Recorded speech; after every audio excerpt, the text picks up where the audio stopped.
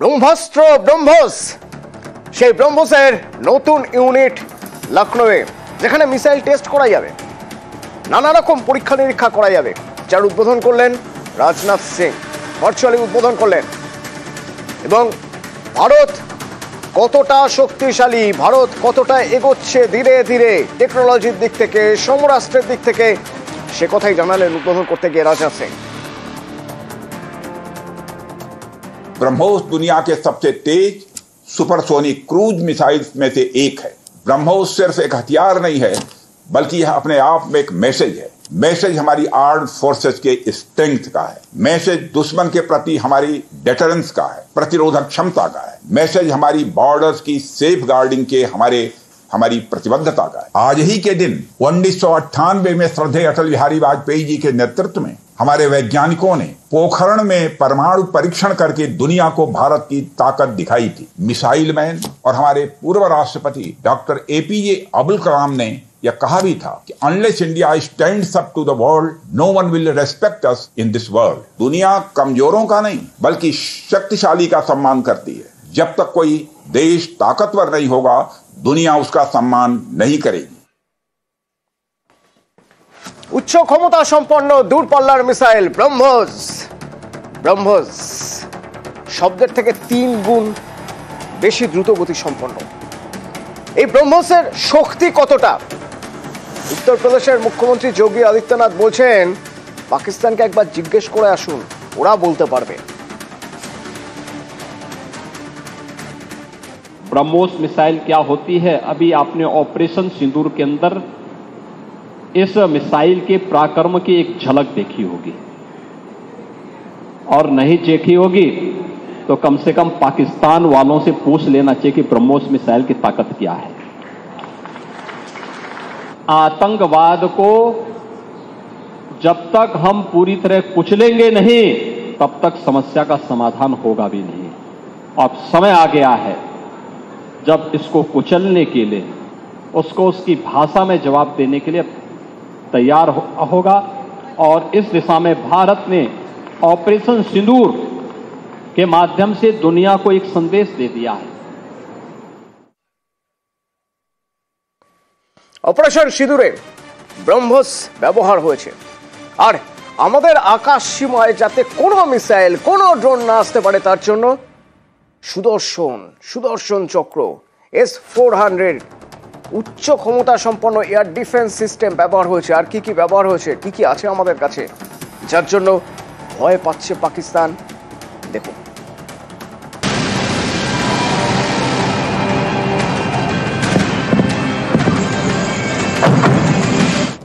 Operation সিঁদুর, জঙ্গি ঘাঁটি গুড়িয়ে দিতে ভারতের অভিযান। এর পাল্টা ভারতে একের পর এক হামলার চেষ্টা পাকিস্তানের। সব চেষ্টা আকাশেই রুখে দিয়েছে ভারত। ঘরে তৈরি করা অস্ত্রেই বাজিমাত। আকাশে নজর রাখছে Barack 8। Barack 8 surface to air missile system. Bharat ইসরায়েলের যৌথ প্রযুক্তিতে তৈরি মিসাইল সিস্টেম। 360 ডিগ্রি কভারেজে সক্ষম। ব্যালিস্টিক মিসাইল ধ্বংসের ক্ষমতা রয়েছে। শত্রুপক্ষের helicopter, antiship missile, aircraft, cruise missile ধ্বংস করতে পারে। 100 থেকে 150 কিলোমিটার রেঞ্জ পর্যন্ত লড়াইয়ে সক্ষম।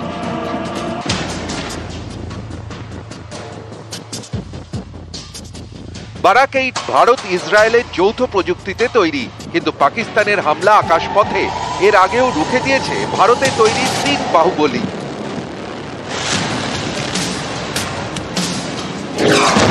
আকাশ ক্ষেপণাস্ত্র, সারফেস টু এয়ার মিসাইল। এটি তৈরি করেছে ভারতের defence research and development organisation DRDO। 25 থেকে 45 কিলোমিটার রেঞ্জে থাকা যুদ্ধ বিমান, ক্রুজ মিসাইল এবং এয়ার টু সারফেস মিসাইলকে ধ্বংস করতে পারে Akash. Samar missile defence system, surface to air. সমর মানে যুদ্ধ। পাকিস্তানকে সমরে দুর্মুষ করেছে এই Samar. Kamikaze drone, sky striker, ভারতীয় প্রযুক্তিতে তৈরি ইঞ্জিন নির্ভর ড্রোন। একে আত্মঘাতী ড্রোনও বলে।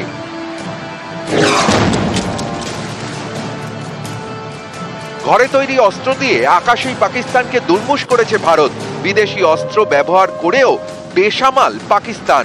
জম্মুর রাজৌরির নওশেরায় তুরস্ক থেকে কেনা পাকিস্তানের আরেক কামিকাজে ড্রোন ধ্বংস করেছে ভারত। দেশের অস্ত্রেই ভারতের বাজিমাত, অন্য দেশ থেকে অস্ত্র কিনেও বেসামাল পাকিস্তান। নিউজ 18 বাংলা।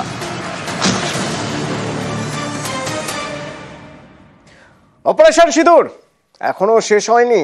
অপারেশন সিঁদুর জারি আছে। বায়ুসেনা জানিয়ে দিচ্ছে। আর কি জানাচ্ছে অপারেশন সিঁদুর নিয়ে বায়ুসেনা প্রেস ব্রিফ করে জানাবে, অফিসিয়ালি জানাবে কি কি হচ্ছে। সীমান্তের ওপার থেকে অনেক কিছুই ভেসে আসবে, সোশ্যাল মিডিয়ায় অনেক রকম পোস্ট হবে, কেউ এগুলোয় কান দেবেন না। অপারেশন এখনো চলছে, সঠিক সময়ে জানানো হবে। অবশ্য আবির রয়েছে দিল্লি থেকে। আবির, বেশ কিছু বিষয়ে, গুরুত্বপূর্ণ বিষয়ে জানার রয়েছে। তবে যখন এই বায়ুসেনার পোস্টের কথাই বলছি, তাহলে এখান থেকে আমি একটু বোঝার চেষ্টা করব যে বায়ুসেনাকে এই পোস্ট করতে হচ্ছে কেন। সোশ্যাল মিডিয়াকে হাতিয়ার করে পাকিস্তান গুজব ছড়াচ্ছে।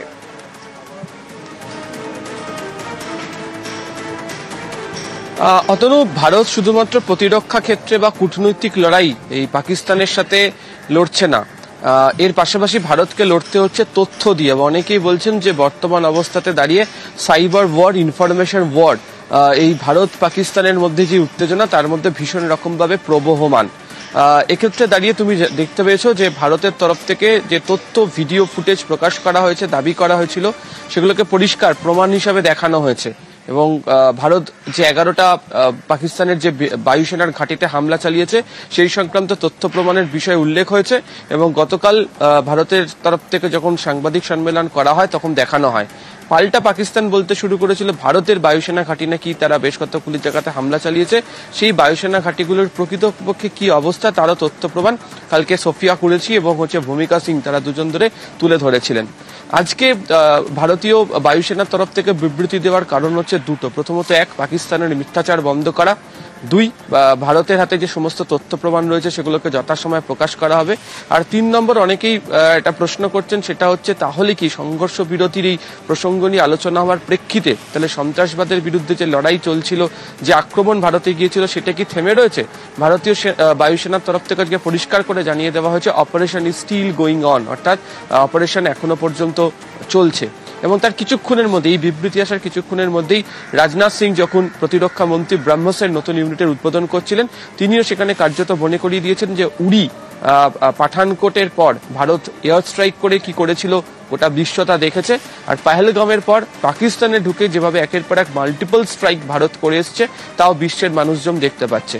ফলে ভারত যে লড়াইতে রয়েছে এবং সন্ত্রাসবাদের বিরুদ্ধে লড়াইয়ে ভারত যে জিরো টলারেন্স নীতি নিয়ে এগোবে, এটাই যে ভারতের সার্বভৌমত্ব সব দিক থেকে, সেটাই আজকে বুঝিয়ে দেওয়া হয়েছে। ফলে রাজনাথ সিং এর প্রসঙ্গ টানলেই, তাহলে রাজনাথ সিং এর বক্তব্য একটু শুনবো।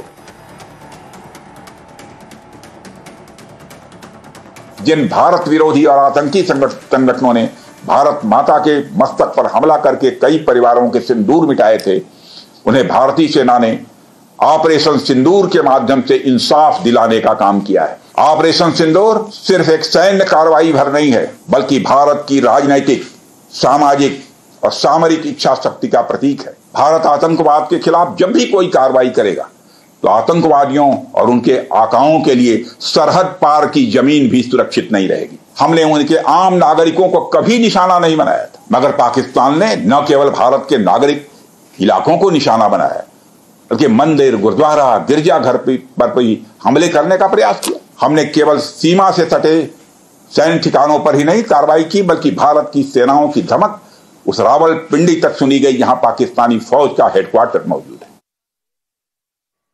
भारत में आतंकवादी घटनाएं करने और कराने का क्या अंजाम होता है, यह पूरे विश्व ने उरी की घटना के बाद देखा, जब हमारी सेना ने पाकिस्तान में घुसकर सर्जिकल स्ट्राइक की। पुलवामा के बाद देखा, जब बालाकोट पर एयर स्ट्राइक की गई। और अब पहलगाम की घटना के बाद दुनिया देख रही है कि जब भारत ने पाकिस्तान के भीतर घुसकर मल्टीपल स्ट्राइक्स की हैं। आतंकवाद के खिलाफ जीरो टॉलरेंस की नीति पर चलते हुए यह नया भारत है जो आतंक के खिलाफ सरहद के इस पार और उस पार दोनों तरफ प्रभावी कार्रवाई करेगा। यह हमारे प्रधानमंत्री जी ने स्पष्ट रूप से यह संदेश दे दिया।